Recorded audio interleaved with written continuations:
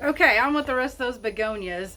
I did want to show you the earrings I picked up off PalmStreet off the Klaily storefront. That's how you spell it, Klaily. And she sold these. She makes these by hand, and she has steals on them. Like you could get beautiful handmade earrings for really cheap, and she says they don't bother her ears if she just wears them a day at a time, and I have sensitive ears, so I'm going to try them out and let you know how it works. But anyway, price point, her creativity, and just get you a few pair. And she doesn't have just plants, she has other designs too. In fact, she's only getting into house plants. But let's talk about the begonia, and then I'll talk about how I clean my plant leaves. This one was the one in the Henderson Lowe's I picked up and tried to bring back, and that's not going to happen. So that you can always try though, right? Because sometimes it happens. But I have killed multiple begonia as well. But I have some that live, some that like me, and so we just get closer and closer every time to uncracking the code. I did want to let you know about the Klaily store, that I was in a live sale at that time, and she was very friendly, easy to talk to, and she's willing to work out some deals with you. Trust me. But this is Begonia Lime Love. I got this on a giveaway on PalmStreet. I can't remember. I think Zen Botanicals, but don't quote me on that if I'm wrong. She's putting out new growth. She's really starting to thrive. We struggled for a little bit when she first got here. She had to adjust, but now she's happy, and I've given away multiples of this baby because she came in a 6-inch pot. And I kept 2 of the rhizomes. The dogs went out and gave away a bunch. And she's now continuously putting on new leaves and stuff, so she's very happy where she's at. Moving around on the porch, she doesn't mind. She doesn't mind a little bit of light differential there, which is great. And then I don't know what variety of Rhizomatous begonia this is, but it could be like tiger paw. It could, Planta calls it an eyelash firm, and I'm wondering if they're calling all Rhizomatous begonia eyelash firms eyelash begonias.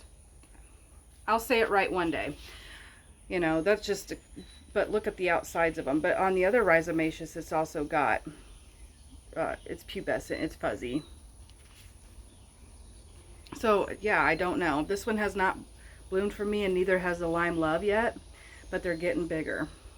And this one, it never really struggled here. It just wasn't a fast grower, and it still really isn't a fast grower, but it's growing, and it's healthy, and it does not mind the light shifts either, so that's good, whatever this begonia is. Here's my newest Rhizomatous begonia. It's a Soli Mutata, and I'm trying it out in terracotta. I have not watered it yet since I've received it, and I took one of the small rhizomes off and made a trading cup to give away or to share, swap, whatever. But I was supposed to have had it up for trade with someone, but they haven't gotten back with me in a while, so I don't know what's going on there. So it may just become available again. Well, me and her, if she's got stuff going on, that's fine. My plants are growing or they die, but I've got plants. It's fine. Oh, where am I walking away without talking about how cool this begonia is, though? Like the smaller leaves, it reminds me of that Pilia involucrata Moon Valley over there. How the new leaves feel, kind of. It's very similar to that. And as they get bigger, yeah, how the texture feels. It's definitely a touchy plant. You got to touch that plant. Absolutely touch that plant. So we'll see how she does. And look at little black mamba here. She is on the road to recovery. Yes.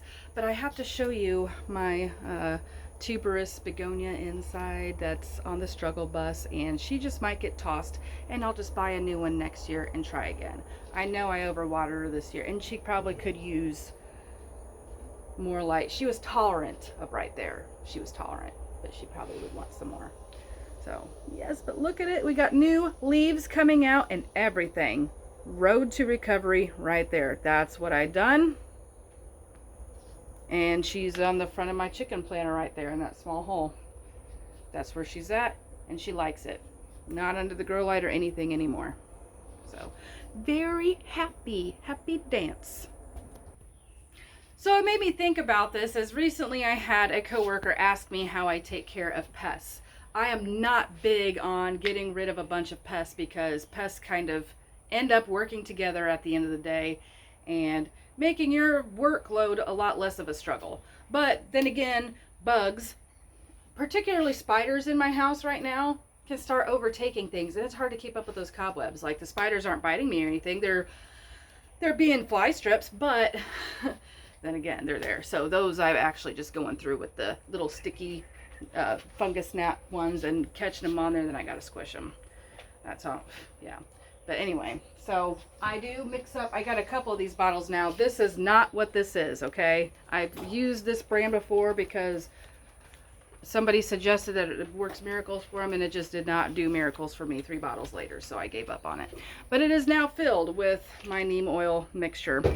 I do not have the original bottle for my neem oil anymore, but you do not want to buy diluted. You want to buy cold pressed neem oil because it has that word in it, and that's what you need to get rid of your bugs.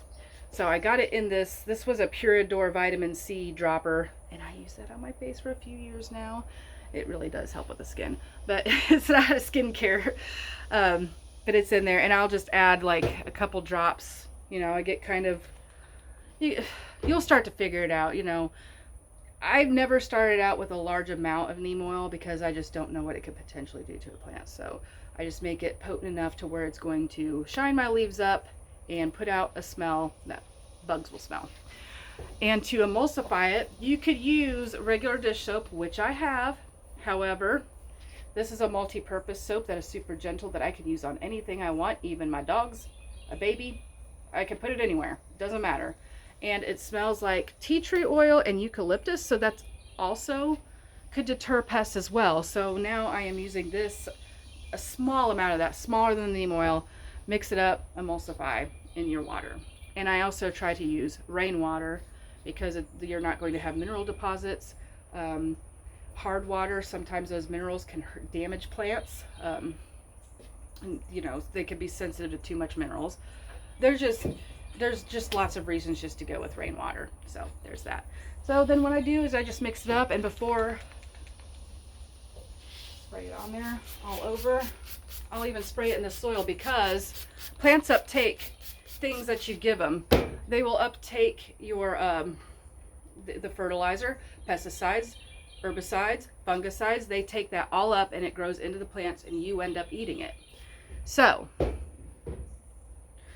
that being said, you're kind of helping your plant build a tolerance to bugs as well if you spray some in the soil. That's just a little tip. But anyway, guys, thank you for stopping by and listening to me ramble about plants and checking out my cute new earrings. I love you, and so does Jesus. God bless.